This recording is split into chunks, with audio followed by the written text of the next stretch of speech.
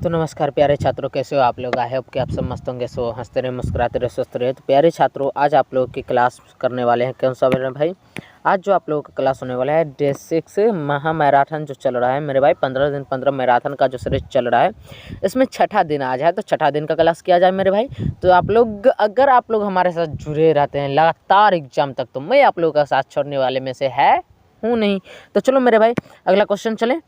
तो अगला क्वेश्चन मतलब क्वेश्चन मैराथन सीरीज चल रहा है। क्या चल रहा है मेरे भाई? मैराथन सीरीज चल रहा है। तो वही बात है यहाँ पर लिखा हुआ है, बाकी बात कुछ नहीं है। ठीक, तो क्वेश्चन देखा जाए। क्वेश्चन जो हम करने वाले हैं मेरे भाई, आज केमिस्ट्री चैप्टर 2 का जो क्वेश्चन करने वाले हैं। चैप्टर 2 का नाम क्या है? अम्ल, क्षारक एवं लवण। तो इस चैप्टर का क्वेश्चन आंसर करने वाले हैं। चलो भाई फटाफट से स्टार्ट करते। पहला क्वेश्चन देखा जाए क्या कह रहा है। पहला क्वेश्चन कह रहा है कोई विलयन लाल लिटमस पत्र को नीला कर देता है, इस विलयन का पीएच मान होगा। देखो कोई भी विलयन हो, अगर लाल लिटमस पत्र को पीला कर देता है तो वो जो विलयन होगा वो क्षार होगा। और क्षार का जो पीएच मान होता कितना होता है? 7 से अधिक। क्षार का पीएच मान कितना होता है मेरे भाई? 7 से अधिक। तो ऑप्शन नंबर बी यहाँ पर आपका सही आंसर हो जाएगा। अगला क्वेश्चन कह रहा है कि निम्नांकित में से कौन प्रबल क्षारक है। देखो इनमें से ये 4 जो ऑप्शन दिया हुआ है, इन चारों ऑप्शन में से प्रबल क्षारक कौन सा है वो पूछ रहा है। तो इनमें से प्रबल क्षारक कौन सा है मेरे भाई, फटाफट से बताना दो। इस यहाँ पर सॉरी भाई, थोड़ा सा जो मिस्टेक हो गया। केमिस्ट्री का क्वेश्चन टाइप किया और केमिस्ट्री में जो है हमको नीचे में यहाँ पर छोटा सा देना चाहिए था ये बोला, लेकिन छोटा सा नहीं दिए। सॉरी भाई, मिस्टेक इसके लिए केमिस्ट्री लगता है पूरा मिस्टेक है। ठीक, तो यहाँ पर जो है दूसरा क्वेश्चन क्या कह रहा है? कह रहा है कि निम्नलिखित में से कौन प्रबल क्षारक है। प्रबल क्षारक कौन सा हो जाएगा मेरे भाई? NaOH। प्रबल क्षारक कौन सा हो जाएगा? NaOH। ऑप्शन नंबर जो है आपको ए में देखने को मिल रहा है NaOH, जो कि आपका करेक्ट आंसर हो जाएगा। अगला क्वेश्चन देखो क्या कह रहा है। अगला क्वेश्चन आपका कह रहा है कि अम्ल के जलीय विलयन में निम्नलिखित में से कौन उत्पन्न होता है। अम्ल के जलीय विलयन में कौन सा आयन उत्पन्न होता है वो क्वेश्चन पूछ रहा है। तो अम्ल के जलीय विलयन में जो है H+ आयन उत्पन्न होता है। कौन सा आयन उत्पन्न होता है मेरे भाई? H+ ion. H+ आयन कैसे लिखा जाएगा? तो H+ आयन ऐसे लिखा जाता है, H+ आयन। ठीक, तो H+ आयन अम्ल के जलीय विलयन में उत्पन्न होता है। अगला क्वेश्चन देखो क्या कह रहा है। कह रहा है जल में घुलनशील भस्म कहलाता है। जल में घुलनशील भस्म क्या कहलाता है मेरे भाई? जल में घुलनशील भस्म क्षार कहलाता है। जल में घुलनशील भस्म क्या कहलाता है? क्षार कहलाता है। अगला क्वेश्चन पर चलिए। अगला क्वेश्चन आपका पूछ रहा है कि सिरका में कौन सा अम्ल पाया जाता है। सिरका में कौन सा अम्ल पाया जाता है मेरे भाई? सिरका में एसिटिक अम्ल पाया जाता है। सिरका में कौन सा अम्ल पाया जाता है? एसिटिक अम्ल पाया जाता है। अगला क्वेश्चन पर चलिए। अगला क्वेश्चन आपका पूछ रहा है कि निम्न में कौन अम्ल नहीं है। अम्ल कौन नहीं है? देखो भाई HCl अम्ल है। HCl क्या है? अम्ल है। HNO3 अम्ल है। H2SO4 अम्ल है। लेकिन KOH ये अम्ल नहीं है। KOH अम्ल नहीं है, ये क्षार है, ये भस्म है। KOH क्या है? क्षार है, भस्म है। तो मुझे मेरे उम्मीद से क्लियर हो गया वो option number D correct answer है। अगला क्वेश्चन पर चले। अगला क्वेश्चन कह रहा है कि धात्विक ऑक्साइड को किस प्रकार का ऑक्साइड कहा जाता है। धात्विक ऑक्साइड को किस प्रकार का ऑक्साइड कहा जाता है मेरे भाई? धात्विक ऑक्साइड को किस प्रकार का ऑक्साइड कहा जाता है? धात्विक ऑक्साइड को जो है क्षारकीय ऑक्साइड कहा जाता है। धात्विक ऑक्साइड को क्षारकीय ऑक्साइड कहा जाता है। अगला क्वेश्चन क्या कहता है देखो। अगला क्वेश्चन आपका पूछ रहा है खाद्य पदार्थों के डिब्बों पर जकरी के बजाय टीन का लेप लगाया जाता है क्योंकि।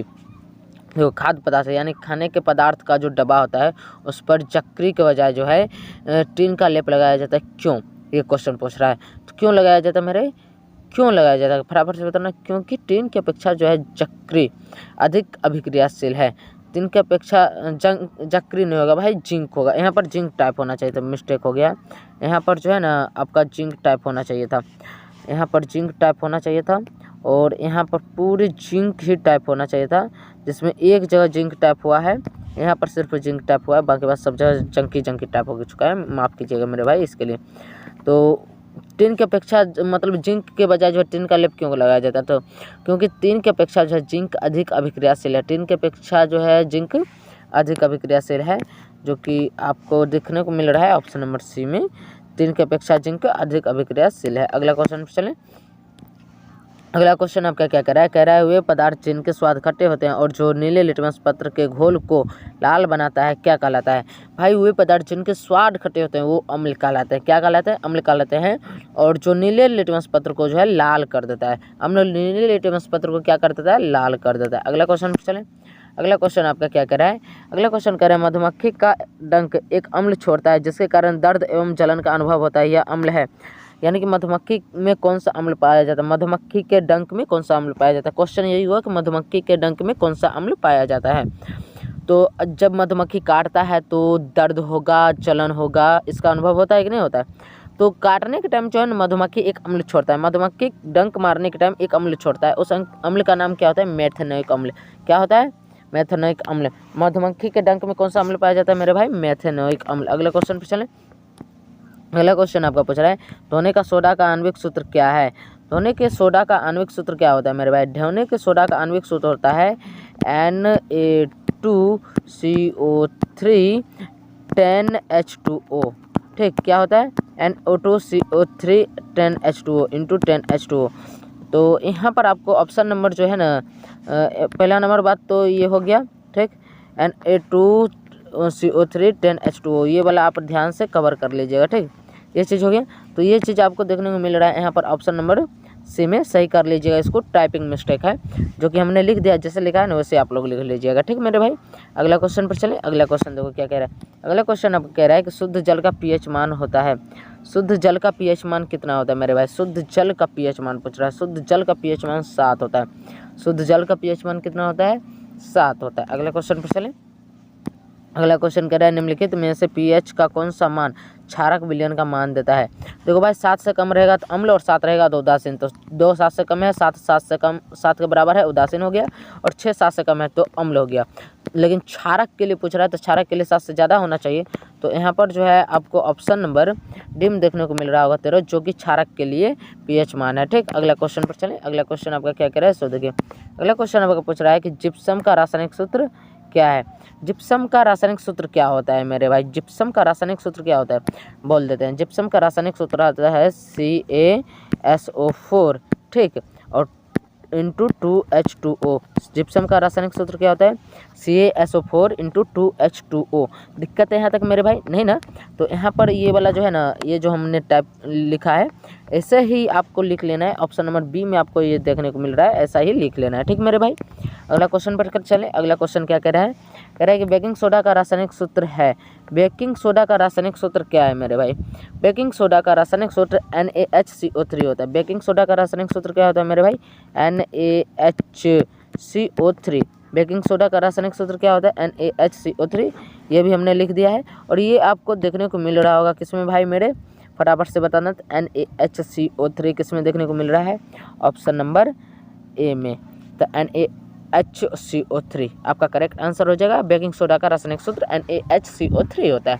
अगला क्वेश्चन पर चलें। अगला क्वेश्चन देखो क्या कह रहा है। अगला क्वेश्चन आपका पूछ रहा है कि बेकिंग पाउडर एक मिश्रण है किसका किसका। बेकिंग पाउडर किसका किसका मिश्रण है, तो बेकिंग पाउडर जो है NaHCO3 और टार्टरिक अम्ल का मिश्रण है। किसका, NaHCO3 और टार्टरिक अम्ल का मिश्रण है। अगला क्वेश्चन पर चलें। अगला क्वेश्चन आपका पूछ रहा है कि निम्नलिखित में से कौन बुझा हुआ चूना है। निम्नलिखित में से बुझा हुआ चूना कौन सा है। बुझा हुआ चूना मेरे भाई CaOH हॉल 2। CaOH हॉल 2 बुझा हुआ चूना का सूत्र होता है। ठीक मेरे भाई, अगला क्वेश्चन पर चलें। अगला क्वेश्चन आपका पूछ रहा है कि टूथपेस्ट कैसा होता है। टूथपेस्ट कैसा होता है मेरे भाई, टूथपेस्ट कैसा होता है, टूथपेस्ट क्षारीय होता है। टूथपेस्ट कैसा होता है मेरे भाई, क्षारीय होता है, जो कि आपको ऑप्शन नंबर बी में देखने को मिल रहा है, ऑप्शन क्षारीय, जो कि आपका करेक्ट आंसर हो जाएगा। अगला क्वेश्चन पर चलें। अगला क्वेश्चन क्या कह रहे हैं, इकोनॉमिक्स चैप्टर 3 अब स्टार्ट करने वाले हैं, जिसमें मुद्रा बचत एवं साख से क्वेश्चन लिया जाएगा। ठीक मेरे भाई, तो आप लोग इकोनॉमिक्स चैप्टर 3 के लिए रेडी हो। मेरे उम्मीद से आप लोग सभी स्टूडेंट्स रेडी होंगे। ठीक, तो किया जाए मेरे भाई, आप लोग फटाफट से बताओ किया जाए। आप लोग रेडी हो तो हम करने के लिए रेडी हैं। इकोनॉमिक्स चैप्टर 3 का ऑब्जेक्टिव क्वेश्चन है। चलो स्टार्ट करते हैं। पहला क्वेश्चन देखो क्या कह रहा है, कह रहा है कि साख का क्या अर्थ है। साख का अर्थ क्या है, साख का अर्थ क्या है मेरे भाई, साख का अर्थ होता है ऋण, पहला तो विश्वास करना, ठीक, और दूसरा बात कि ऋण लौटाने की क्षमता होना। जिसके अंदर ये दोनों चीज़ पाया जाएगा उसका होगा साख। किसका होगा, जिसके अंदर जो ऋण मतलब लौटा सके और जिस पर जो है ऋण देने वाले को विश्वास हो सके तो उसको साख कहा जाता है। ठीक मेरे भाई, तो यहाँ पर ऑप्शन नंबर सी आपका सही हो जाएगा। ए और बी दोनों। अगला क्वेश्चन क्या कह रहा है, विनिमय का सर्वोत्तम माध्यम है, विनिमय का सबसे उत्तम माध्यम क्या है, विनिमय का सबसे उत्तम माध्यम मुद्रा। क्या है, मुद्रा यानी कि रुपया। अगला क्वेश्चन पे चलें। अगला क्वेश्चन आपका क्या कह रहा है, इनमें से कौन सा मुद्रा एक आधुनिक रूप नहीं है, कौन सा मुद्रा आधुनिक रूप नहीं है, इनमें से कौन सा मुद्रा का एक आधुनिक रूप नहीं है, ये क्वेश्चन पूछ रहा है। तो मुद्रा का आधुनिक रूप जो है जमा नहीं है, जमा मुद्रा का आधुनिक रूप नहीं है। अगला क्वेश्चन क्या कह रहा है, आजकल मुद्रा का कौन सा रूप अधिक प्रचलन में है, आजकल मुद्रा का कौन सा रूप जो है अधिक प्रचलन में है। तो आजकल जो है पत्र मुद्रा यानी चेक जो जाता है, पत्र मुद्रा यानी कि ये वाला जो मुद्रा, पेपर वाला जो मुद्रा है, ये अधिक प्रचलन में है। ठीक, तो ऑप्शन नंबर सी यहाँ पर आपका सही आंसर हो जाएगा, पेपर मुद्रा, पत्र मुद्रा। अगला क्वेश्चन पर चलें। कह रहा है कि मनुष्य के आर्थिक जीवन में सबसे महत्वपूर्ण क्या है, मनुष्य के आर्थिक जीवन में सबसे महत्वपूर्ण क्या होता है मेरे भाई, मनुष्य के आर्थिक जीवन में सबसे महत्वपूर्ण मुद्रा होता है। क्या होता है, मुद्रा होता है। अगला क्वेश्चन पर चलें। क्या कह रहा है, किसने कहा मुद्रा हुआ है जो मुद्रा का कार्य करते हैं, तो मुद्रा हुआ है जो मुद्रा का कार्य करती है, किसने कहा था मेरे भाई, यह बात जो है हार्टले विदर्स ने कहा था। किसने कहा था, हार्टले विदर्स ने कहा था कि मुद्रा हुआ है जो मुद्रा का कार्य करती है। अगला क्वेश्चन पर चलें मेरे भाई। अगला क्वेश्चन देखा जाए। अगला क्वेश्चन देखो क्या करें। अगला क्वेश्चन आपका पूछ रहा है कि निम्न में से कौन सा शाख मुद्रा का उदाहरण है, निम्न में से कौन सा शाख मुद्रा का उदाहरण है। तो बैंक ड्राफ्ट जो है शाख मुद्रा का उदाहरण है, बैंक ड्राफ्ट जो है शाख मुद्रा का उदाहरण है। अगला क्वेश्चन कह रहा है कि निम्नलिखित में से कौन प्लास्टिक मुद्रा है, प्लास्टिक मुद्रा मेरे भाई डेबिट कार्ड हो जाएगा, प्लास्टिक मुद्रा कौन सा हो जाएगा, डेबिट कार्ड प्लास्टिक मुद्रा है। अगला क्वेश्चन पर चलें। रूस की मुद्रा क्या है, रूस की मुद्रा क्या है मेरे भाई, रूस की मुद्रा क्या है, रूस की मुद्रा रूबल है, रूस की मुद्रा क्या है, रूबल है। अगला क्वेश्चन पर चलें। कह रहा है शाख का आधार क्या है, क्या कह रहा है, शाख का आधार क्या है, शाख का आधार क्या है मेरे भाई, शाख का आधार विश्वास है, शाख का आधार क्या है, विश्वास है। अगला क्वेश्चन पर चलें मेरे भाई, एक सेकंड रुक जाना मेरे भाई। अगला क्वेश्चन देखा जाए मेरे भाई। तो अगला क्वेश्चन देखो क्या कह रहा है, कह रहा है कि शाख का आधार क्या है, ये वाला क्वेश्चन करते हैं, शाख का आधार क्या है। तो शाख का आधार क्या हो जाएगा मेरे भाई, क्या कह रहे हैं, शाख का आधार क्या है, शाख का आधार क्या हो जाएगा, विश्वास। ये तो अभी जस्ट बताए हैं। अगला क्वेश्चन देखो क्या कह रहा है कि स्वीडन का मुद्रा क्या है, स्वीडन का मुद्रा क्या है मेरे भाई, स्वीडन का मुद्रा है कोरोना, स्वीडन का मुद्रा क्या है, कोरोना। अगला क्वेश्चन पर चलें। अगला क्वेश्चन देखो क्या कह रहा है, कह रहा है कि टका किस देश की मुद्रा है, टका किस देश की मुद्रा है, टका किस देश की मुद्रा है मेरे भाई, बांग्लादेश। किस देश की मुद्रा है, बांग्लादेश। अगला क्वेश्चन देखो क्या कह रहा है, प्रधानमंत्री नरेंद्र मोदी ने विमुद्रीकरण की घोषणा कब की, प्रधानमंत्री नरेंद्र मोदी ने विमुद्रीकरण की घोषणा कब की थी, 8 नवंबर 2016 ईस्वी को। कब की थी मेरे भाई, 8 नवंबर 2016 ईस्वी को। ठीक। अगला क्वेश्चन क्या कह रहा है, देखो अगला क्वेश्चन कह रहा है निम्न में से किस देश की मुद्रा रुपया है, भारत की मुद्रा रुपया, भारत की मुद्रा क्या है, रुपया है, भारत की मुद्रा रुपया है। और नेपाल की भी मुद्रा रुपया है, पाकिस्तान की मुद्रा रुपया है। चलो यहाँ पर जो है ना तीनों ऑप्शन सही हो जाएगा, ऑप्शन नंबर डी आपका करेक्ट आंसर हो जाएगा। ठीक। अगला क्वेश्चन देखो क्या कह रहे हैं, बचत क्या है, अगला क्वेश्चन क्या कह रहा है, बचत क्या है, बचत क्या है मेरे भाई, बचत जो है आय और उपभोग का अंतर बचत कहलाता है, आय और उपभोग का अंतर बचत कहलाता है। अगला क्वेश्चन पर चलें। अगला क्वेश्चन आपका पूछा है निम्न में से क्या शाख पत्र नहीं है, शाख पत्र क्या नहीं है, शाख पत्र की बात की जाए तो अधिविकर्ष जो है शाख पत्र नहीं है, बाकी बात चेक, ड्राफ्ट और प्रतिज्ञा पत्र ये तीनों शाख पत्र है, लेकिन अधिविकर्ष शाख पत्र नहीं है। अगला क्वेश्चन पर चलें। कह रहा है कि दिनार किस देश की मुद्रा है, दिनार किस देश की मुद्रा है मेरे भाई, दिनार जो है इराक की मुद्रा है, दिनार किस देश की मुद्रा, इराक की मुद्रा है। अगला क्वेश्चन पर चलें। अगला क्वेश्चन देखो क्या कह रहा है, एक सेकेंड। अगला क्वेश्चन देखो क्या कह रहा है, अगला क्वेश्चन आपका पूछ रहा है कि निम्नलिखित में से किस संपत्ति की तरलता सबसे कम है, किस संपत्ति की तरलता सबसे कम है मेरे भाई, किस संपत्ति की तरलता सबसे कम है, सबसे कम जो है अंचल संपत्ति की तरलता सबसे कम है। अगला क्वेश्चन पर चलें। अगला क्वेश्चन आपको पूछ रहा है कि मुद्रा का प्राथमिकी कार्य क्या है, मुद्रा का प्राथमिकी कार्य क्या है, मुद्रा का प्राथमिकी कार्य विनिमय का माध्यम है, मुद्रा का प्राथमिकी कार्य क्या है, विनिमय का माध्यम है। अब जो है हम इकोनॉमिक्स का चौथा चैप्टर करने वाले हैं मेरे भाई, तो चौथा चैप्टर के लिए आप लोग रेडी हो। चौथा चैप्टर का नाम क्या है, हमारी वित्तीय संस्था है। तो चलो करते हैं। पहला क्वेश्चन देखा जाए चौथा चैप्टर का, कह रहा है भारत में सहकारिता आंदोलन का प्रारंभ कब हुआ, भारत में सहकारिता आंदोलन का प्रारंभ कब हुआ था मेरे भाई, भारत में सहकारिता आंदोलन का प्रारंभ 1904 ईस्वी में हुआ था। कब हुआ था, 1904 ईस्वी में। अगला क्वेश्चन, प्रत्यक्ष कर के अंतर्गत निम्न में से किसे शामिल किया जाता है? प्रत्यक्ष कर के अंतर्गत किसे शामिल किया जाता है? आयकर को। किसे शामिल किया जाता है? आयकर को। अगला क्वेश्चन देखो क्या कह रहा है। अगला क्वेश्चन आपका पूछ रहा है शेयर बाजार की नियामक संस्था है। शेयर बाजार की नियामक संस्था क्या है? शेयर बाजार की नियामक संस्था सेबी, SEBI सेबी। ठीक, अगला क्वेश्चन पर चलें। कहना है नोबेल पुरस्कार से सम्मानित बांग्लादेशी अर्थशास्त्री है। नोबेल पुरस्कार से बांग्लादेश के अर्थशास्त्री जिसको सम्मान दिया गया था उसका क्या नाम था? उसका नाम था प्रोफेसर मोहम्मद यूनुस। क्या नाम था? प्रोफेसर मोहम्मद यूनुस। ठीक मेरे भाई, अगला क्वेश्चन पर चलें।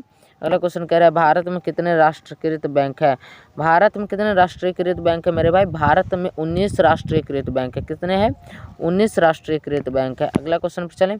अगला क्वेश्चन कह रहा है गैर संस्थागत वित्त प्रदान करने वाला सबसे लोकप्रिय साधन है। गैर संस्थागत वित्त प्रदान करने वाला सबसे लोकप्रिय साधन क्या है मेरे भाई? महाजन। क्या है? महाजन। अगला क्वेश्चन पर चलें। क्या कह रहा है इनमें से कौन सा संस्था वित्तीय संस्था है? इनमें से कौन सा संस्था वित्तीय संस्था है? तो मेरे भाई व्यावसायिक बैंक जो है वो वित्तीय संस्था है। व्यावसायिक बैंक वित्तीय संस्था है। ठीक मेरे भाई, व्यावसायिक बैंक कौन सी संस्था है? वित्तीय संस्था है। अगला क्वेश्चन पर चलें। अगला क्वेश्चन देखो क्या करें। अगला क्वेश्श्चन आपका पूछ रहा है कि वाणिज्यिक बैंक का राष्ट्रीयकरण कब हुआ था? वाणिज्यिक बैंक का राष्ट्रीयकरण कब हुआ मेरे भाई? वाणिज्यिक बैंक का राष्ट्रीयकरण 1969 ईस्वी में हुआ था। अगला क्वेश्चन पर चलें। अगला क्वेश्चन कह रहा है भारत में करेंसी नोट कौन जारी करता है? भारत में करेंसी नोट कौन जारी करता है? Reserve bank of India. कौन जारी करता है मेरे भाई? Reserve bank of India. Bharat में करेंसी बैंक कौन जारी करता है? Reserve bank of India. अगला क्वेश्चन क्या कह रहा है भारतीय मुद्रा बाजार में किस प्रकार के ऋणों का लेन देन होता है? भारतीय मुद्रा बाजार में किस प्रकार के ऋणों का लेन देन होता है? भारतीय मुद्रा बाजार में जो है मेरे भाई अल्पकाल के लिए ऋणों का लेन देन होता है। भारतीय मुद्रा बाजार में अल्पकाल ऋणों का लेन देन होता है। अगला क्वेश्चन क्या कह रहा है? सो देखो कह रहा है कि निम्नलिखित में से कौन सा संस्थान है भारत में मुद्रा जारी करने के लिए अधिकृत? यानी कि भारत में मुद्रा जारी करने के लिए कौन से संस्थान भारत में मुद्रा जारी करने के लिए अधिकृत निम्नलिखित में से कौन से संस्थान है? ये क्वेश्चन पूछना चाहता है। तो भारत में मुद्रा जारी करने के लिए अधिकृत संस्थान कौन सा है? तो भारत में मुद्रा जारी करने के लिए अधिकृत संस्थान जो है वो रिजर्व बैंक ऑफ इंडिया है। कौन है? रिजर्व बैंक ऑफ इंडिया है। अगला क्वेश्चन पर चलें। अगला क्वेश्चन आपका क्या कह रहा है? कह रहा है दीर्घकालीन ऋण प्रदान करने वाली संस्था कौन सी है? दीर्घकालीन ऋण प्रदान करने वाली संस्था भूमि विकास बैंक है। कौन है? भूमि विकास बैंक है। अगला क्वेश्चन क्या कह रहा है? सो देखो भारत का केंद्रीय बैंक कौन है? भारत का केंद्रीय बैंक कौन है मेरे भाई? भारत का केंद्रीय bank reserve bank of India. Bharat का केंद्रीय bank reserve bank of India है। अगला क्वेश्चन देखो क्या कह रहा है? अगला क्वेश्चन आपका पूछ रहा है कि भारत में 1 रुपया का नोट कौन जारी करता है? भारत में 1 रुपया का नोट कौन जारी करता है? वित्त विभाग। कौन जारी करता है? वित्त विभाग। अगला क्वेश्चन देखो क्या कह रहा है? अगला क्वेश्चन आपका कह रहा है राज्य वित्त आयोग का गठन किया जाता है। राज्य वित्त आयोग का गठन किया जाता है किस हेतु? किसके हेतु? तो पंचायतों की वित्तीय स्थिति के पूर्वावलोकन हेतु। किस लिए किया जाता है? पंचायतों की वित्तीय स्थिति की पुनरावलोकन हेतु। अगला क्वेश्चन क्या कह रहा है? कृषि तथा ग्रामीण विकास के लिए पुनर्वित्त करने वाली शीर्ष संस्था कौन है? कृषि तथा ग्रामीण विकास के लिए पुनर्वित्त करने वाली शीर्ष संस्था कौन सी है? तो शीर्ष संस्था यहाँ पर हो जाते हैं नाबार्ड। कौन सी है? नाबार्ड। अगला क्वेश्चन क्या करें? अगला क्वेश्चन कह रहा है सहकारिता साख समिति कानून कब पारित हुआ? सहकारिता साख समिति कानून कब पारित हुआ था मेरे भाई? सहकारिता साख समिति कानून जो है 1904 ईस्वी में पारित हुआ। अगला क्वेश्चन देखो क्या कह रहा है? ग्रामीण बैंक के संस्थापक कौन है? ग्रामीण बैंक के संस्थापक कौन है मेरे भाई? ग्रामीण बैंक के संस्थापक प्रोफेसर मोहम्मद यूनुस है। गलत होगा क्या? नहीं, सही। प्रोफेसर मोहम्मद यूनुस, ये अपने भारत का है। ठीक। अगला क्वेश्चन क्या कह रहा है? रिजर्व बैंक ऑफ इंडिया की स्थापना कब हुई थी?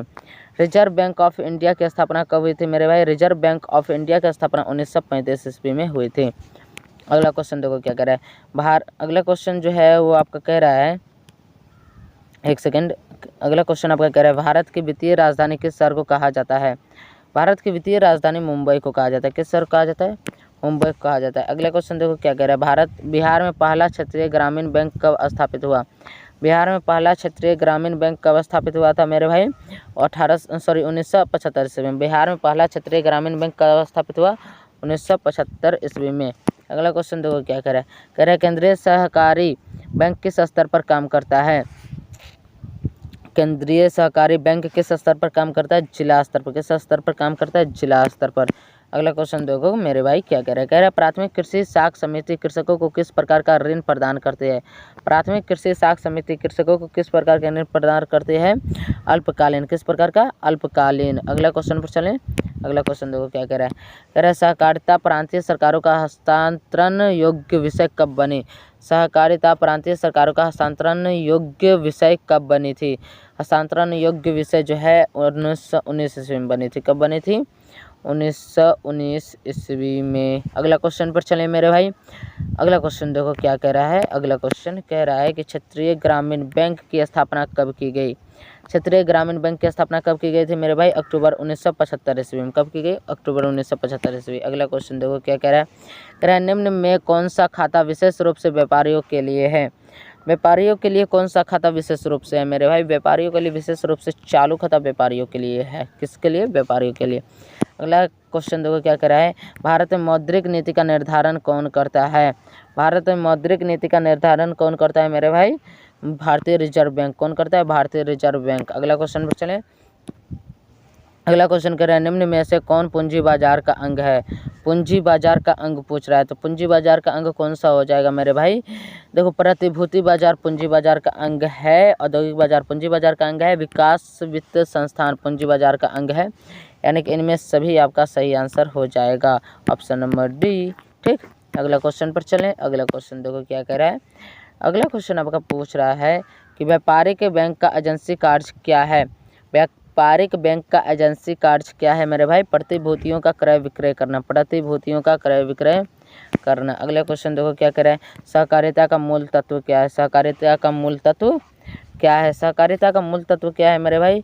आपसी सहयोग, स्वैच्छिक सदस्यता और जनतांत्रिक संचालन तीनों सहकारिता का मूल तत्व है, यानी कि इनमें सभी आपका सही आंसर हो जाएगा। अगला क्वेश्चन क्या कह रहा है निम्न में से किस बैंक की स्थापना सबसे पहले हुई थी? किस बैंक की स्थापना सबसे पहले हुई थी मेरे भाई? सो क्वेश्चन बताओ फटाफट से। सेंट्रल बैंक ऑफ इंडिया की स्थापना सबसे पहले हुई थी। किसकी हुई थी? Sorry central bank of India नहीं, पंजाब नेशनल बैंक की स्थापना सबसे पहले हुई थी। किसकी? पंजाब नेशनल बैंक की स्थापना सबसे पहले हुई थी। अगला क्वेश्चन भूमि विकास बैंक को पहले किस नाम से जाना जाता था? भूमि विकास बैंक को पहले किस नाम से जाना जाता था मेरे भाई? फटाफट से बता रहा हूँ। भूमि विकास बैंक को पहले भूमि बंधक बैंक के नाम से जाना जाता था। अगला क्वेश्चन क्या कह रहा है सो देखो, कह रहा है कि सूक्ष्म वित्तीय संस्थानों की शुरुआत किस देश से हुई है? सूक्ष्म वित्तीय संस्थानों की शुरुआत किस देश से हुई है? बांग्लादेश से। किस देश से हुई है मेरे भाई? बांग्लादेश से। अगला क्वेश्चन पर चलें। अगला क्वेश्चन आपका कह रहा है पूंजी बाजार से प्राप्त ऋणों की परिपक्वता अवधि क्या होती है? पूंजी बाजार से प्राप्त ऋणों की परिपक्वता अवधि क्या होती है? परिपक्वता अवधि दीर्घकालीन होती है। क्या होती है? दीर्घकालीन होती है। अगला क्वेश्चन पर चलें। अगला क्वेश्चन देखो क्या कह रहा है। अगला क्वेश्चन आपका कह रहा है कि दलाल स्ट्रीट निम्न में से किससे संबंधित है? दलाल स्ट्रीट जो है वो पूंजी बाजार से संबंधित है। किससे संबंधित है? पूंजी बाजार से संबंधित है। अगला क्वेश्चन देखो क्या कह रहा है। कह रहे कार्यशील जनसंख्या का बड़ा हिस्सा किस क्षेत्र में कार्यरत है?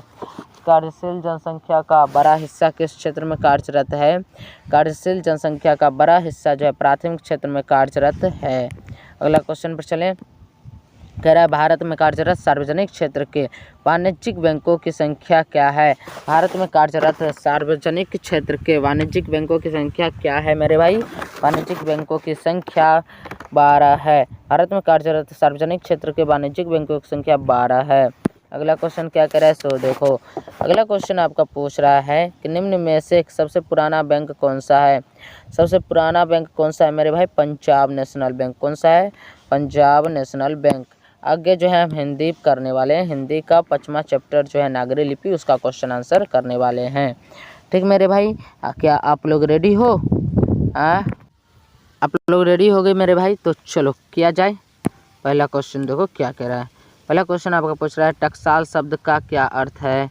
टकसाल शब्द का क्या अर्थ होता है मेरे भाई? टकसाल शब्द का अर्थ होता है जहाँ सिक्के ढलते हैं। अगला क्वेश्चन पर चलें। अगला क्वेश्चन देखो क्या कह रहा है। अगला क्वेश्चन आपका पूछ रहा है, एक सेकेंड देखो अगला क्वेश्चन क्या पूछ रहा है। अगला क्वेश्चन आपका पूछ रहा है दूसरा क्वेश्चन पूछ रहा है कि स्थापत्य की उत्तर भारत की एक विशेष शैली को क्या कहते हैं। स्थापत्य के उत्तर भारत की एक विशेष शैली को नागर शैली कहते हैं। क्या कहते हैं मेरे भाई? नागर शैली कहते हैं। अगला क्वेश्चन पर चलें। अगला क्वेश्चन आपका पूछ रहा है कि देवनागरी लिपि में कौन सी भाषा लिखी जाती है। देवनागरी लिपि में कौन सी भाषा लिखी जाती है? हिंदी। कौन सी भाषा लिखी जाती है मेरे भाई? हिंदी। अगला क्वेश्चन पर चलें। अगला क्वेश्चन आपका क्या कह रहा है? कह रहा है गुणाकर मूल्य ने अपनी किस पुस्तक में संसार की प्रायः सभी पुरालिपियों की विस्तृत जानकारी दी है। तो गुणाकर मूल्य जो है संसार के सभी पुरालिपियों की जानकारी जो है विस्तृत रूप से दी है। तो अक्षर कथा में किसमें दी है? अक्षर कथा में। अगला क्वेश्चन पर चलें। अगला क्वेश्चन आपका पूछ रहा है क्या है मेरे भाई? अगला क्वेश्चन आपका पूछ रहा है कि किस शासक ने ऐसा सिक्का चलाया जिस पर नागरी लिपि में रामसिंह शब्द अंकित है। तो उस बादशाह अकबर ने जो सिक्का चलाया था उसमें जो है जो उनका सिक्का था उस पर जो है नागरी लिपि में रामसिंह लिखा हुआ था। क्या लिखा हुआ था? रामसिंह। तो किसने चलवाया था? बादशाह अकबर ने। किसने चलवाया था मेरे भाई? बादशाह अकबर ने। ठीक मेरे भाई। अगला क्वेश्चन पर चलें। अगला क्वेश्चन देखो क्या कह, अगला क्वेश्चन पर चलें मेरे भाई। तो कह रहा है कि कर्नाटक, क्या कह रहा है मेरे भाई? कर्नाटक प्रदेश का श्रवणबेलगोला स्थान किसका प्रसिद्ध तीर्थ स्थल है।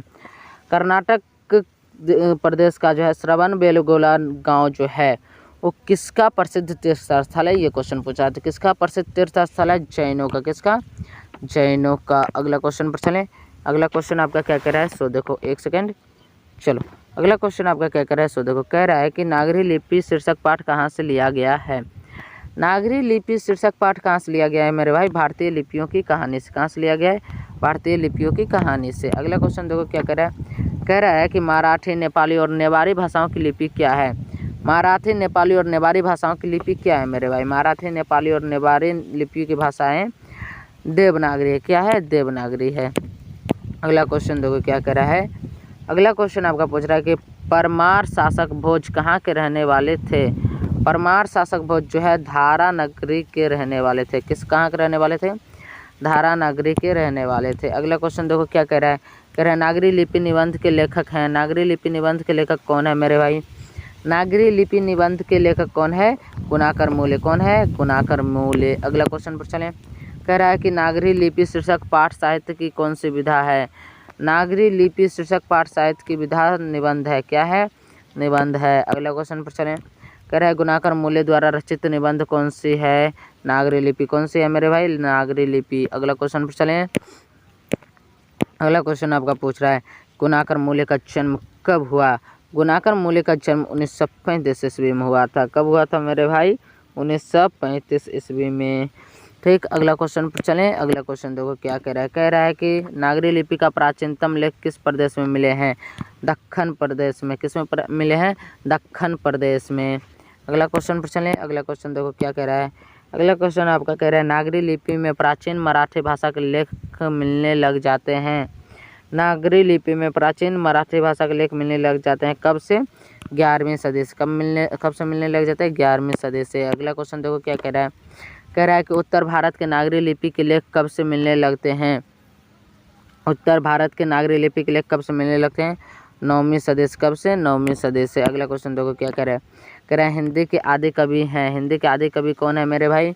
हिंदी के आदि कवि सरहपाद जी हैं। कौन है? सरहपाद जी हैं। अगला क्वेश्चन क्या कह रहा है? सरहपाद की कृति है। सरहपाद की कृति क्या है मेरे भाई? सरहपाद की कृति क्या है? दोहा कोश। क्या है मेरे भाई?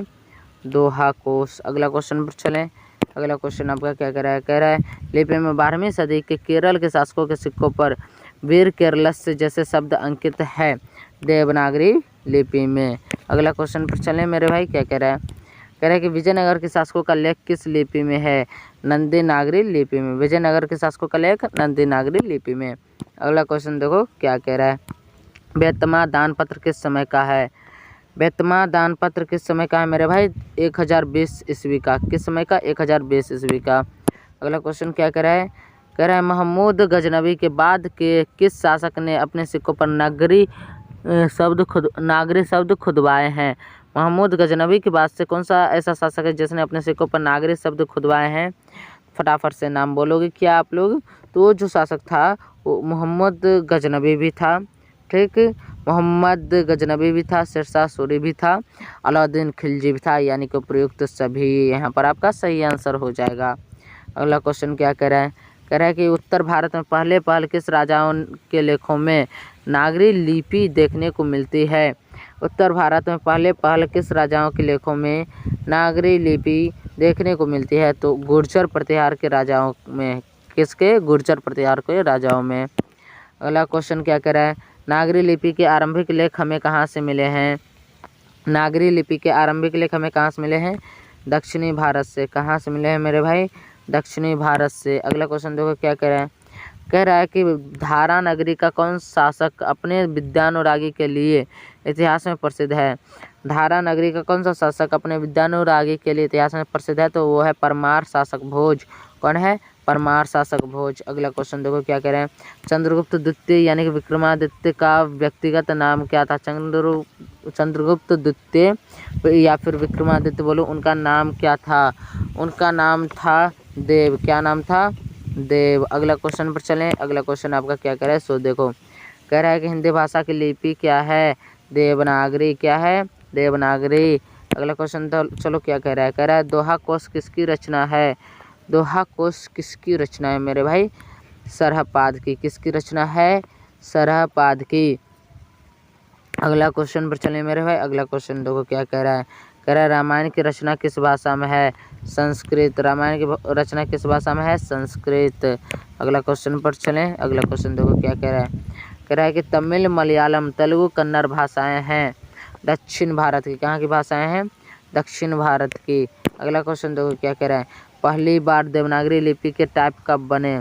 पहली बार देवनागरी लिपि के टाइप जो है करीब 2 सदी पहले बने थे, 200 साल पहले। अगला क्वेश्चन क्या कह रहा है, अक्षरों की कहानी किसकी रचना है। अक्षरों की कहानी किसकी रचना है, गुणाकर मूल्य जी की। अगला क्वेश्चन पर चलें। क्या कह रहा है, कह रहा है नागरी लिपि निबंध गुणाकर मूल्य की किस पुस्तक से लिया जाता है। नागरी लिपि निबंध गुणाकर मूल्य की किस पुस्तक से लिया जाता है, तो भारतीय लिपियों की कहानी से। अगला क्वेश्चन क्या कह रहा है, देखो 9वीं सदी में सुदूर दक्षिण से प्राप्त वर्गुन का पलियम ताम्रपत्र किस लिपि में है। तो 9वीं सदी में सुदूर दक्षिण से भारत वर्गुन का पलियम ताम्रपत्र जो है वो किस लिपि में है, ये क्वेश्चन पूछ रहा है। तो किस लिपि में है मेरे भाई, नागरी लिपि में। किस लिपि में है, नागरी लिपि में है। ठीक, ऑप्शन नंबर ए। अगला क्वेश्चन पर चलें। अगला क्वेश्चन आपका कह रहा है कि सूर्य नामक पुस्तक किसकी रचना है। सूर्य नामक पुस्तक किसकी रचना है, गुणाकर मूल्य की। अगला क्वेश्चन पर चलें। कह रहा है कि नेवारी भाषाएं किस लिपि में लिखी जाती है। नेवारी भाषाएं किस लिपि में लिखी जाती हैं, देवनागरी लिपि में। अगला क्वेश्चन देखो क्या कह रहा है, कह रहा है भारतीय लिपियों की कहानी पुस्तक के रचयिता कौन है। भारतीय लिपियों की कहानी पुस्तक के रचयिता गुणाकर मूल्य जी हैं। अगला क्वेश्चन पर चलें। कह रहा है कि हिंदी तथा इसकी विविध बोलियां किस लिपि में लिखी जाती है। हिंदी तथा इसकी विविध बोलियां जो है देवनागरी लिपि में लिखी जाती है। अगला क्वेश्चन पर चलें। अगला क्वेश्चन कह रहा है हस्तलिपि किसे कहते हैं। हस्तलिपि किसे कहते हैं मेरे भाई, हाथ की लिखावट को हस्तलिपि कहते हैं। अगला क्वेश्चन पर चलें। अगला क्वेश्चन और लास्ट क्वेश्चन है ये इस चैप्टर का, कि बादशाह अकबर ने जो सिक्का चलाया था उस पर किनकी आकृति अंकित है, राम सीता की। अगला आप जो है हिंदी चैप्टर 6 का क्वेश्चन आंसर करने वाले हैं। तो आर यू रेडी, मेरे उम्मीद से आप लोग रेडी होंगे। देखो मेरे भाई हिंदी छठा चैप्टर का जो है आज अभी जो करने वाले बहादुर चैप्टर का क्वेश्चन आंसर, तो आप लोग रेडी हैं। तो चलो पहला क्वेश्चन करते हैं। यह किसने कहा कि 11 रुपये साड़ी के खूटे से निकाल कर यहीं चारपाई पर रखे थे पर वे मिल नहीं रहे हैं। लेखक के रिश्तेदार की पत्नी ने। किसने कहा था, रिश्तेदार की पत्नी ने। अगला क्वेश्चन पर चलें। अगला क्वेश्चन आपका पूछ रहा है कि बहादुर शीर्षक कहानी में कौन अपने शरीर की मालिश बहादुर से कराता था। बहादुर शीर्षक कहानी में कौन अपने शरीर की मालिश बहादुर से करवाता था, तो किशोर। कौन करवाता था, किशोर। अगला क्वेश्चन क्या कह रहा है, लेखक अमरकांत का जन्म कब हुआ था। लेखक अमरकांत का जन्म कब हुआ था मेरे भाई, जुलाई 1925 ईस्वी में। अगला क्वेश्चन पर चलें। अगला क्वेश्चन पर चलें मेरे भाई। अगला क्वेश्चन देखा जाए। अगला क्वेश्चन आपका कह रहा है बहादुर शीर्षक पाठ में किसकी कहानी है। बहादुर शीर्षक पाठ जो है किसकी कहानी है, नेपाली गवई गोरखे की। किसकी है, नेपाली गवई गोरखे की। ठीक है, अगला क्वेश्चन पर चलें। अगला क्वेश्चन क्या कह रहा है, कह रहा है सूखा पत्ता किस लेखक की रचना है? सूखा पत्ता अमरकांत जी की रचना है। अगला क्वेश्चन पर चलें। अगला क्वेश्चन देखा जाए क्या कह रहा है। अगला क्वेश्चन आपको पूछता है कि लेखक की पत्नी के रिश्तेदार किस दिन आए थे? लेखक की पत्नी के रिश्तेदार जो है रविवार के दिन आए थे। किस दिन आए थे? रविवार के दिन आए थे। अगला क्वेश्चन पर चलें। अगला क्वेश्चन आपका कह रहा है मित्र मिलन शीर्षक कहानी संग्रह किसकी रचना है? अमरकांत जी। किसकी रचना है? अमरकांत जी की। अगला क्वेश्चन देखो क्या कह रहा है। बहादुर शीर्षक कहानी के लेखक कौन है? अमरकांत जी। कौन है? अमरकांत जी। अगला क्वेश्चन पर चलें क्या कह रहा है देखो। कह रहा है हिंदी के सशक्त कथाकार अमरकांत का जन्म कहाँ हुआ है? हिंदी के सशक्त कथाकार अमरकांत का जन्म नागरा बलिया उत्तर प्रदेश में हुआ। कहाँ हुआ है? नागरा बलिया उत्तर प्रदेश में। अगला क्वेश्चन क्या कह रहा है। अमरकांत लिखित कहानी का नाम है? अमरकांत जी के द्वारा लिखित कहानी का नाम क्या है? बहादुर। क्या नाम है? बहादुर। अगला क्वेश्चन पर चलते हैं। कह रहा है बहादुर कहानी का पात्र बहादुर क्या है? बहादुर कहानी का पात्र बहादुर जो है वह एक घरेलू नौकर है। क्या है? घरेलू नौकर है। अगला क्वेश्चन पर चलें। अगला क्वेश्चन देखा जाए मेरे भाई क्या कह रहा है। अगला क्वेश्चन देखो आपका क्या कह रहा है। कह रहा है कि बहादुर लेखक के घर से क्या लेकर भागा था?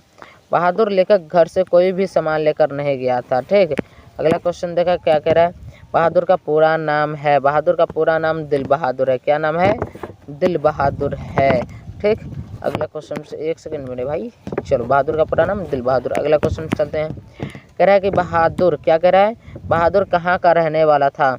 बहादुर नेपाल का रहने वाला था। कहाँ का रहने वाला था? नेपाल का रहने वाला था। अगला क्वेश्चन बहादुर कितने वर्ष का था? बहादुर कितने वर्ष का था मेरे भाई? बहादुर जो है वो 12-13 वर्ष का था। अगला क्वेश्चन पर चलें।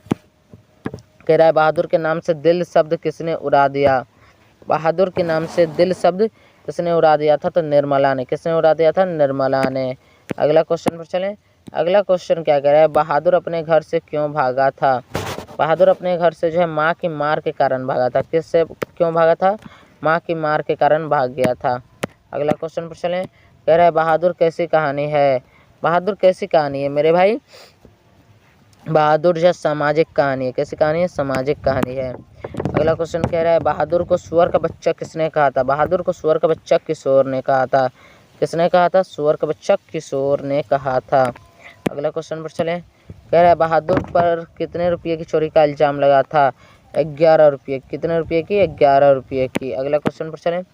कह रहा है लेखक के रिश्तेदार ने बहादुर पर क्या आरोप लगाए? पैसे चुराने का। क्या आरोप लगाए? पैसे चुराने का। अगला क्वेश्चन क्या कह रहा है? कहानी है। अब इसमें कहानी कौन है? तो बहादुर। बहादुर क्या है मेरे भाई? कहानी है। अगला क्वेश्चन चलें। अगला क्वेश्चन देखो क्या कह रहा है। कह रहा है कि बहादुर लेखक के घर से अचानक क्यों चला गया? बहादुर लेखक के घर से अचानक क्यों चला गया? तो स्वयं के प्रति लेखक तथा उसके घर वालों के व्यवहार में आए परिवर्तन के कारण बहादुर अचानक से लेखक के घर से चला गया था।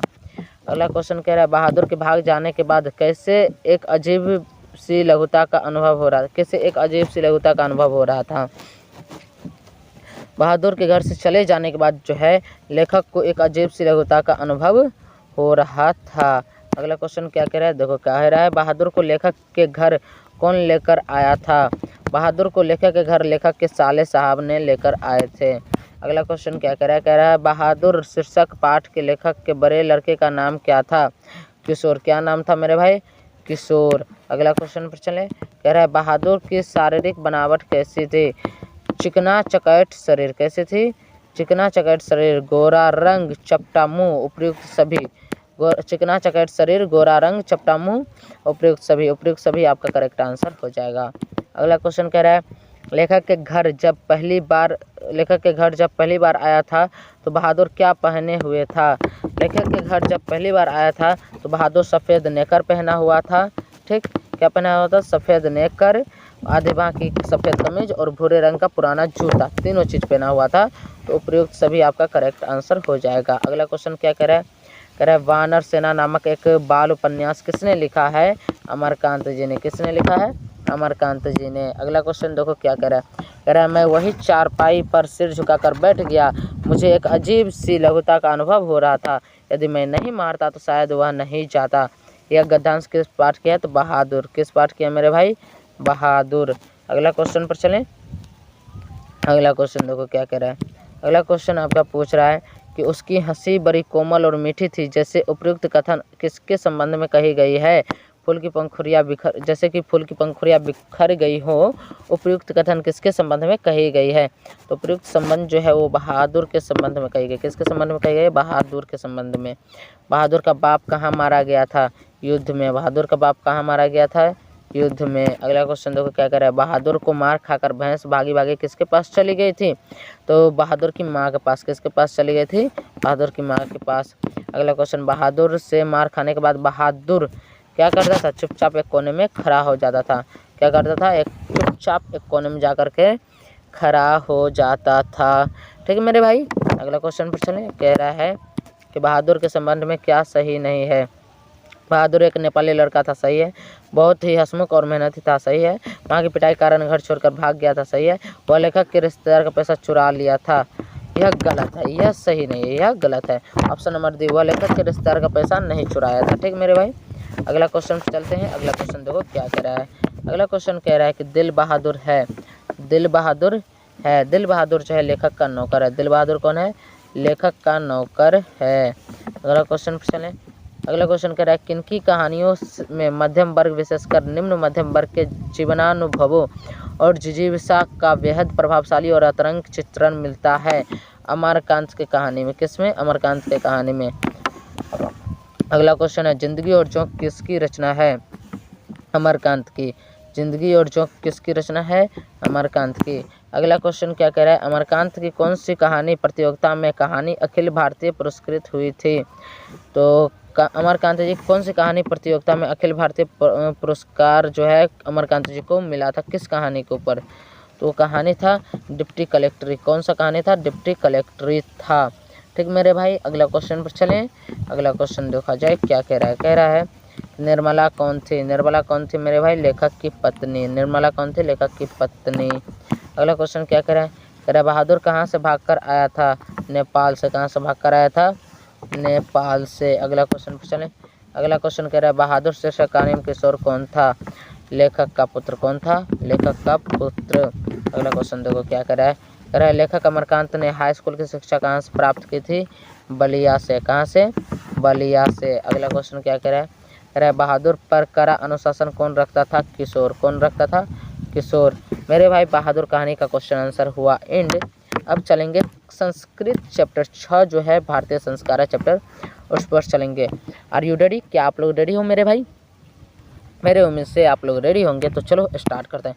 पहला क्वेश्चन देखो क्या कह रहा है। कह रहा है पुंसवन संस्कार का उद्देश्य क्या है? पुंसवन संस्कार का उद्देश्य क्या होता है मेरे भाई? पुंसवन संस्कार का उद्देश्य होता है गर्भस्थ में संस्कार का आरोपण। क्या होता है? गर्भस्थ में संस्कार का आरोपण। दूसरा क्वेश्चन क्या कह रहा है। लाजा होम कर्मकांड के संस्कार में होता है। लाजा होम कर्मकांड के संस्कार में होता है? विवाह संस्कार में। किस संस्कार में? विवाह संस्कार में। अगला क्वेश्चन क्या कह रहा है। कह रहा है छात्रा नाम तपः रिक्त स्थान की पूर्ति उचित विकल्प से करें। छात्रा नाम तपः अध्ययनम। क्या? अध्ययनम। छात्रा नाम अध्ययनम तपः। अगला क्वेश्चन क्या कह रहा है देखो। अगला क्वेश्चन कह रहा है त्वया पाठर, त्वया डॉट डॉट पाठर रिक्त स्थान की पूर्ति सही विकल्प से करें। त्वया समर्थव्य पाठ। क्या? समर्थव्य पाठ। अगला क्वेश्चन संस्कार कितने प्रकार के हैं? संस्कार 5 प्रकार के हैं। 5 प्रकार के होंगे क्या? फटाफट से बताना। तो संस्कार कितने प्रकार के होंगे? 5 प्रकार के। ठीक है, 5 प्रकार के। अगला क्वेश्चन पर चलिए मेरे भाई। अगला क्वेश्चन देखो क्या कह रहा है। कह रहा है कि जन्म से पूर्व कितने संस्कार होते हैं? जन्म से पूर्व कितने संस्कार होते हैं? 3। कितने संस्कार होते हैं मेरे भाई? 3। अगला क्वेश्चन पर चलें। अगला क्वेश्चन कह रहा है कि शिक्षा संस्कार कितने हैं? शिक्षा संस्कार कितने हैं मेरे भाई? शिक्षा संस्कार कितने हैं? शिक्षा संस्कार 5 हैं। अगला क्वेश्चन पर चलें। अगला क्वेश्चन आपका क्या कह रहा है। कह रहा है कि भारतीय जीवन दर्शन का महत्वपूर्ण उपादान क्या है? भारतीय जीवन दर्शन का महत्वपूर्ण उपादान है संस्कार। क्या है? संस्कार। अगला क्वेश्चन पर चलें मेरे भाई। अगला क्वेश्चन के लिए आप लोग रेडी हो? अगला क्वेश्चन देखा जाए क्या कह रहा है। अगला क्वेश्चन आपका कह रहा है कि भारतीय संस्कृति में कितने संस्कार होते हैं? भारतीय संस्कृति में 16 संस्कार होते हैं। कितने संस्कार होते हैं? 16 संस्कार होते हैं। अगला क्वेश्चन आपका क्या करा है? प्राचीन काले शिष्य इति कथ्यते स्म, रिक्त स्थान की पूर्ति उचित विकल्प से करें। प्राचीन काले शिष्य डॉट इति कथ्यते स्म, यानी कि प्राचीन काल के शिष्य क्या कहते थे? प्राचीन काल के शिष्य क्या कहते थे? प्राचीन काल के शिष्य क्या कहते थे मेरे भाई? प्राचीन काल के शिष्य क्या करते थे? ब्रह्मचारी। क्या कहते थे? ब्रह्मचारी। प्राचीन काल के शिष्य को क्या कहते थे? ब्रह्मचारी। अगला क्वेश्चन, भारतीय जीवन दर्शनस्य महत्वपूर्णमुपादानम् इति डॉट स्थानों की पूर्ति उचित पद से करें। भारतीय जीवन दर्शनस्य डॉट महत्वपूर्ण मुपादान, यहाँ पर डॉट डॉट होना चाहिए था मेरे भाई। डॉट डॉट महत्वपूर्ण मुपादानम इति, यहाँ पर जो है क्या होगा? भारतीय जीवनस्य दर्शनस्य डॉट डॉट महत्वपूर्ण मुपादानम इति। इसमें जो है रिक्त स्थान में यानी कि खाली स्थान में क्या भराएगा? संस्कार। क्या भराएगा मेरे भाई? संस्कार। अगला क्वेश्चन पर चलें। अगला क्वेश्चन कह रहा है जन्म पूर्व संस्कार क्यों किया जाता है? जन्म पूर्व संस्कार गर्भ की रक्षा के लिए किया जाता है। सही बात है। गर्भस्थ में संस्कार रोपण के लिए किया जाता है। सही। गर्भवती की प्रसन्नता के लिए सही। तीनों सही है, तो ऑप्शन नंबर डी यहाँ पर सही हो जाएगा इनमें सभी के लिए। अगला क्वेश्चन पर चलें। अगला क्वेश्चन क्या कह रहा है? अगला क्वेश्चन आपका कह रहा है कि शैशव संस्कार कितने हैं? शैशव संस्कार कितने होते हैं मेरे भाई? शैशव संस्कार 6 होते हैं। कितने होते हैं? 6 होते हैं। अगला क्वेश्चन क्या कह रहा है? अगला क्वेश्चन कह रहा है कि सीमंतोन्नयन संस्कार का प्रयोजन क्या है? सीमंतोन्नयन संस्कार का प्रयोजन क्या है भाई? गर्भवती की प्रसन्नता। क्या है? गर्भवती की प्रसन्नता। अगला क्वेश्चन कह रहा है निम्न में से गृहस्थ जीवन का संस्कार कौन सा है? गृहस्थ जीवन का संस्कार कौन सा हो जाता है मेरे भाई? विवाह। विवाह गृहस्थ जीवन का संस्कार है। अगला क्वेश्चन पर चलें। अगला क्वेश्चन कह रहा है समावर्तन संस्कार का मुख्य उद्देश्य क्या है? समावर्तन संस्कार का उद्देश्य है गुरु गृह से गृहस्थ जीवन में प्रवेश करना। क्या किसका उद्देश्य हो जाता है? समावर्तन संस्कार का। किसका उद्देश्य हो जाता है मेरे भाई? समावर्तन संस्कार का उद्देश्य हो जाता है गुरु गृह से गृहस्थ जीवन में प्रवेश करना। अगला क्वेश्चन में चले। कह रहा है किस संस्कार के लोग वास्तविक गृहस्थ जीवन में प्रवेश करते हैं? किस संस्कार के लोग वास्तविक गृह जीवन में प्रवेश करते हैं? किस संस्कार के साथ लोग भाई मिस्टेक। किस संस्कार के साथ लोग वास्तविक गृहस्थ जीवन में प्रवेश करते हैं? तो विवाह संस्कार के साथ। किस संस्कार के साथ? विवाह संस्कार के साथ। अगला क्वेश्चन पर चलें। अगला क्वेश्चन आपका पूछ रहा है कि गर्भाधान संस्कार का प्रयोजन क्या है? गर्भाधान संस्कार का प्रयोजन क्या है मेरे भाई? गर्भ रक्षा। क्या है? गर्भ रक्षा। अगला क्वेश्चन देखो क्या कह रहा है? कह रहा है केशांत संस्कार कहाँ होता है? केशांत संस्कार कहाँ होता है मेरे भाई? फटाफट से बताना। केशांत संस्कार गुरु गृह में होता है। कहाँ होता है? गुरु गृह में होता है। अगला क्वेश्चन देखो क्या कह रहा है? सप्तपदी क्रिया किस संस्कार में होते हैं? सप्तपदी क्रिया किस संस्कार में होते हैं मेरे भाई? फटाफट से बताना। सप्तपदी क्रिया जो है विवाह संस्कार में होते हैं। किस संस्कार में होते हैं? विवाह संस्कार में होते हैं। अगला क्वेश्चन देखो क्या कह रहा है? कह रहा है मंडप का निर्माण किस संस्कार में होता है? मंडप का निर्माण किस संस्कार में होता है? विवाह संस्कार में। किस संस्कार में? विवाह संस्कार में। अगला क्वेश्चन क्या कह रहा है? बचपन में कितने संस्कार होते हैं? बचपन में कितने संस्कार होते हैं मेरे भाई? बचपन में 6 संस्कार होते हैं। कितने संस्कार होते हैं? 6 संस्कार होते हैं। अगला क्वेश्चन पर चलें। अगला क्वेश्चन देखो क्या कह रहा है? कह रहा है कि प्राचीन संस्कृति की पहचान किससे होती है? संस्कारों से। किससे होती है? संस्कारों से। अगला क्वेश्चन क्या कह रहा है? कह रहा है सीमंतोन्नयन किस प्रकार का संस्कार है? सीमंतोन्नयन जो है जन्म पूर्व संस्कार। किस प्रकार का संस्कार है? जन्म पूर्व संस्कार है। अगला क्वेश्चन देखो क्या कह रहा है? कह रहा है प्राचीन काल में शिष्यों को क्या कहा जाता था? प्राचीन काल में शिष्यों को ब्रह्मचारी कहा जाता था। क्या कहा जाता था? ब्रह्मचारी कहा जाता था। अगला क्वेश्चन क्या कह रहा है? देखो कह रहा है प्राचीन काल में शिष्य वेदारंभ कहाँ करते थे? प्राचीन काल में शिष्य वेदारंभ कहाँ करते थे? गुरु के घर में। कहाँ करते थे? गुरु के घर में। अगला क्वेश्चन देखो क्या कह रहा है? कह रहा है भारतीय संस्कृति का परिचय किसमें दिखाई पड़ता है? भारतीय संस्कृति का परिचय किसमें दिखाई पड़ता है मेरे भाई? संस्कार में। किसमें? संस्कार में। अगला क्वेश्चन देखो क्या कह रहा है? कह रहे हैं अंतिम शिक्षा संस्कार का नाम क्या है? अंतिम शिक्षा संस्कार का नाम क्या है? समावर्तनम। क्या नाम है मेरे भाई? समावर्तनम। अंतिम शिक्षा संस्कार का नाम क्या है? समावर्तनम। अगला क्वेश्चन पर चलें। अगला क्वेश्चन देखो क्या कह रहा है? कह रहा है पानी ग्रहण किस संस्कार में होता है? पानी ग्रहण किस संस्कार में होता है मेरे भाई? विवाह संस्कार में। पानी ग्रहण किस संस्कार में होता है? विवाह संस्कार में। अगला क्वेश्चन देखो क्या कह रहा है? चरित्र का निर्माण किससे होता है? चरित्र का निर्माण किससे होता है मेरे भाई? संस्कारों से। किससे होता है? संस्कारों से। अगला क्वेश्चन पर चलें। कह रहे हैं अंत्येष्टि संस्कार कब होता है? अंत्येष्टि संस्कार मरने के बाद होता है। कब होता है? मरने के बाद होता है। अगला क्वेश्चन पर चलें। कह रहा है गोदान किस संस्कार का मुख्य कर्म है? गोदान किस संस्कार का मुख्य कर्म होता है मेरे भाई? फटाफट से बताना। गोदान जो है किस शांत संस्कार का मुख्य कर्म होता है? किस संस्कार का? के शांत संस्कार का। अगला क्वेश्चन पर चलें। कह रहा है साहित्य ग्रंथों में के शांत संस्कार का नामांतर क्या है? गोदान। क्या है? गोदान। ठीक मेरे भाई, अगला क्वेश्चन पर चलिए। अगला क्वेश्चन देखा जाए क्या कह रहा है। अगला क्वेश्चन कह रहा है कि वागदान किस संस्कार में होता है? वागदान किस संस्कार में होता है? विवाह में। किस संस्कार में होता है मेरे भाई? विवाह में। अगला क्वेश्चन देखो क्या कह रहा है। कह रहा है पुंसवन संस्कार कब होता है? पुंसवन संस्कार जो है जन्म से पहले होता है। कब होता है? जन्म से पहले होता है। अगला क्वेश्चन देखो क्या कह रहा है। कह रहा है समावर्तन संस्कार का उद्देश्य क्या है? समावर्तन संस्कार का उद्देश्य गुरु गृह से गृहस्थ जीवन में प्रवेश करना होता है। अब जो है आपका एंड हो चुका है मेरे भाई। मैराथन सीरीज जो आज का था वो एंड हो चुका है। मेरे उम्मीद से आप लोग क्लियर समझ गएंगे। यहाँ तक कि मैराथन क्लास किए हैं तो मेरे भाई चैनल इस परिवार को सब्सक्राइब नहीं किया, आपका ये अपना परिवार है, आपका अपना चैनल है, इसको सब्सक्राइब नहीं किया हो मेरे भाई तो सब्सक्राइब जरूर कर लीजिएगा। बाकी मिलते हैं नेक्स्ट क्लास में, तब तक के लिए हंसते रहिए, मुस्कुराते रहिए, स्वस्थ रहिए और मस्त रहिए। जय हिंद, जय भारत, वंदे मातरम। एक सेकेंड मेरे भाई, चलो।